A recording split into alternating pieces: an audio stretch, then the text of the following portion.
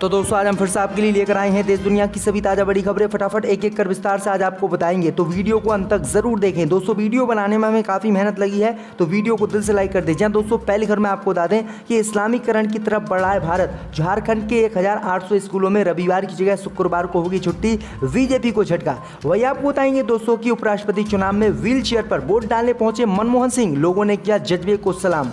वहीं आपको बताएंगे दोस्तों कि बॉलीवुड एक्टर के ने आरएसएस पर बोला हमला, कहा आरएसएस वालों ने अपने मुख्यालय में अभी तक नहीं फहराया तिरंगा, आज सबसे बड़े बनने हैं देशभक्त। वही आपको बताएंगे दोस्तों कि केंद्रीय एजेंसियों की जांच रुकवाने के लिए प्रधानमंत्री मोदी से मिली ममता बनर्जी, कांग्रेस ने लगाए आरोप। वहीं आपको बताएंगे दोस्तों कि पाकिस्तान के पंजाब में सरकार का नया प्रस्ताव, भगवत गीता और बाइबल याद करने पर कैदियों को मिलेगी सजा में छूट। वहीं आपको बताएंगे दोस्तों कि अनुच्छेद 370 हटने के 3 साल पूरे होने पर कश्मीर की राजनीतिक पार्टियों ने मोदी से फैसले को वापस लेने की अपील। तो दोस्तों सभी खबरों को आपको एक एक कर बताने वाले हैं। वीडियो को लाइक कर चैनल को सब्सक्राइब कर दें और हमें कमेंट करके बताएं कि आपके जिले किस राज्य से हमारी खबरों को देख रहे हैं।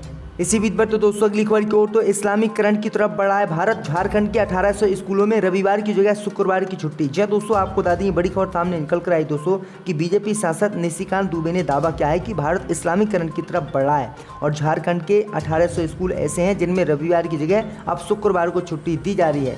भाई आपको बता दें कि उन्होंने आरोप लगाया है कि आने वाले समय में भारत एक इस्लामिक देश बन जाएगा और यहाँ पर तादाद मुसलमानों की सबसे ज़्यादा होगी। दरअसल आपको बता दें कि इसी बात पर ऐतराज जताते हुए उन्होंने लोकसभा में कहा कि मैं झारखंड राज्य में हो रहे इस्लामीकरण की तरफ देश के लोगों का ध्यान आकर्षित करना चाहता हूँ। राज्य के कुछ जिलों में आबादी का संतुलन बदल चुका है, बांग्लादेश नज़दीक है और इसलिए ऐसा हो रहा है, वहाँ पर मुसलमानों की आबादी लगातार बढ़ती आ रही है।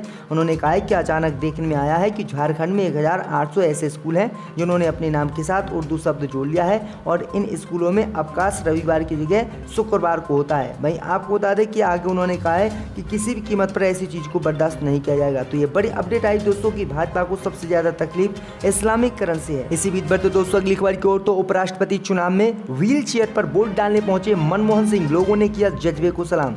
या दोस्तों आपको बता दें कि उपराष्ट्रपति चुनाव के लिए संसद भवन में सुबह 10 बजे से ही वोटिंग जारी है, जहां शुरुआत में ही प्रधानमंत्री मोदी वोट डालने पहुंचे।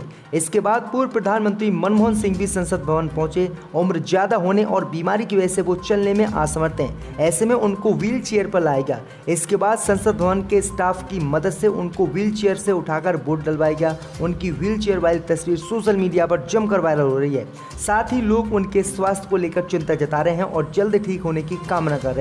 दरअसल आपको बता दें कि लोगों ने उनके वोट डालने के जज्बे को सलाम किया और कहा कि इतनी बीमारी के बावजूद भी, खड़ा न होने पाने के बावजूद भी उन्होंने उपराष्ट्रपति चुनाव में अपना वोट डाला। तो ये बड़ी अपडेट आ रही है। इसी बीच पर तो दोस्तों अगली खबर की ओर, तो तिरंगा यात्रा को लेकर बॉलीवुड एक्टर ने आरएसएस पर बोला हमला, कहा आरएसएस वालों ने अपने मुख्यालय में झंडा नहीं फहराया, आज सबसे बड़े बनने हैं देशभक्त। जब दोस्तों आपको बता दें कि प्रधानमंत्री मोदी ने आह्वान किया कि हर घर तिरंगा अभियान के तहत 13 से 15 अगस्त के बीच हर घर पर तिरंगा फहराया जाए, लोग अपने डीपी पर तिरंगा लगाएं। एक तरफ बीजेपी के नेताओं ने अपने डिस्प्ले पिक्चर पर केवल तिरंगे की तस्वीर लगाई, तो कांग्रेस नेताओं ने भी अपनी डीपी में पंडित नेहरू के साथ तिरंगा वाली तस्वीर लगाई।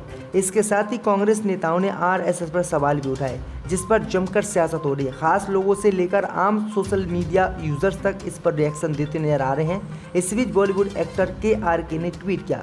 के ने ट्वीट करते हुए लिखा कि जब देश में आह्वान किया गया था कि हर हिंदुस्तानी 26 जनवरी 1930 को अपने घर पर तिरंगा फहराए, तो आरएसएस ने कहा था कि हम अपने मुख्यालय पर तिरंगा कभी नहीं फहराएंगे।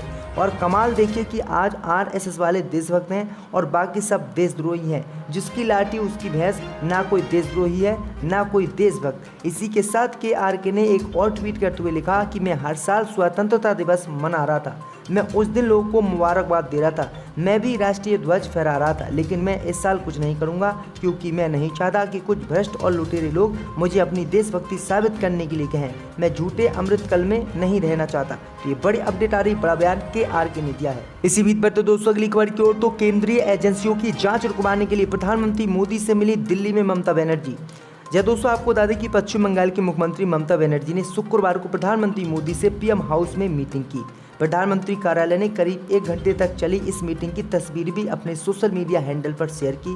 प्रधानमंत्री मोदी से सीएम ममता की इस मुलाकात पर सियासी गलियारों में चर्चा का दौर शुरू हो गया है और सीपीआईएम और कांग्रेस ने इस मुलाकात को लेकर ममता बनर्जी पर गंभीर आरोप लगाए हैं।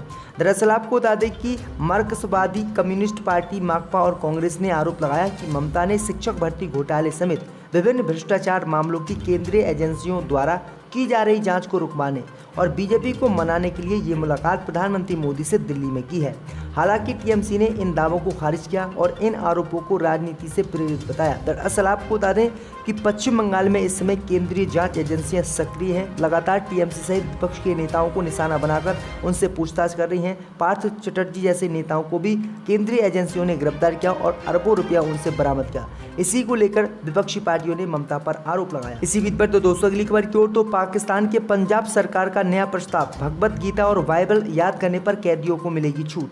जब दोस्तों आपको बता दें कि पाकिस्तान के पंजाब राज्य में नवनियुक्त सरकार ने अपने पवित्र धर्म ग्रंथों को कंठस्थ करने पर अल्पसंख्यक समुदाय के कैदियों की सजा अवधि कम करने का प्रस्ताव किया है। पंजाब प्रांत के गृह विभाग ने गुरुवार को मुख्यमंत्री चौधरी परवेज इलाही को प्रांत की जेलों में बंद ईसाई, हिंदू और सिख कैदियों के लिए सजा अवधि में 3 से 6 महीने की छूट के वास्ते एक समरी भेजी है। दरअसल आपको बता दें कि इसमें बताया गया है कि अगर पाकिस्तान के पंजाब राज्य में कोई व्यक्ति जेल में बंद है, जैसे हिंदू, सिख या बौद्ध, अगर वो गीता या फिर बाइबल या किसी और चीज़ की प्रार्थना करता है, रोज़ उसे पढ़ता है, दुआ करता है, तो उसकी सज़ा है उसको कम किया जाएगा। तो पाकिस्तान दुनिया का पहला देश ऐसा बना है जिसने ये प्रस्ताव पास किया। इसी बीच पर दोस्तों अगली खबर की ओर तो सीएम एकनाथ शिंदे की तबीयत बिगड़ी, डॉक्टरों ने दी आराम करने की नसीहत, अब क्या होगा कैबिनेट विस्तार का। जब दोस्तों आपको बता दें कि महाराष्ट्र की राजधानी मुंबई से एक बड़ी खबर सामने आई है। खबर है कि सीएम एकनाथ शिंदे की तबीयत बिगड़ गई है। बताया जा रहा है कि डॉक्टरों ने जांच के बाद उन्हें आराम करने की सलाह दी है। तबीयत बिगड़ने के चलते एकनाथ शिंदे का दिल्ली दौरा भी रद्द हो गया है। वहीं दिल्ली दौरे पर अब सिर्फ उप मुख्यमंत्री देवेंद्र फडणवीस रवाना हुए हैं। इस बीच महाराष्ट्र भाजपा नेता सुधीर मुनगंटीवार ने गुरुवार को कहा कि उनका मानना है कि राज्य सरकार का मंत्रिमंडल विस्तार 15 अगस्त से पहले हो जाएगा। इसके बाद सभी मंत्री स्वतंत्रता के 75वें वर्ष पर अपने अपने जिलों में तिरंगा फहरा सकेंगे। एकनाथ शिंदे ने 30 जून को मुख्यमंत्री के रूप में और देवेंद्र फडणवीस को उप मुख्यमंत्री के रूप में शपथ दिलाई थी, लेकिन तब से मंत्रियों को शामिल नहीं किया गया है। इसी बीच पर दोस्तों अगली खबर की ओर तो इजराइल ने गाजा पट्टी पर आसमान से बरसाया कहर, हमास के कमांडर सहित 10 लोगों की मौत। जब दोस्तों आपको बता दें कि इजराइल ने शुक्रवार को गाजा पर आसमान से कहर बरपाया। इजराइल के इन हवाई हमलों में हमास के सीनियर कमांडर समेत 10 लोगों की मौत की खबर है और कई लोग घायल भी हुए हैं। फलस्तीन के अधिकारियों के हवाले से ये जानकारी मिली है। वहीं इजराइल का कहना है कि कब्जे वाले पश्चिमी तट में इसी हफ्ते की शुरुआत में एक फलस्तीनी विद्रोह की निगरानी के कारण तनाव बढ़ा था, जिसके बाद इजराइल ने शुक्रवार को गाजा पर हमला किया। खबर ये भी है कि इस हमले में फलस्तीन इस्लामिक जिहाद समूह का सीनियर कमांडर तायसीर अल जवारी मारा गया है। इससे पहले अमेरिका ने अफगानिस्तान में एयर स्ट्राइक की थी, जिसमें अल जवारी की मौत हुई थी, दावा किया गया था। इसी बीच पर दोस्तों अगली खबर की ओर तो भर्ती घोटाला मामले में 14 दिन की न्यायिक हिरासत में भेजे गए पार्थ चटर्जी और अर्पिता मुखर्जी बताया जान को खतरा।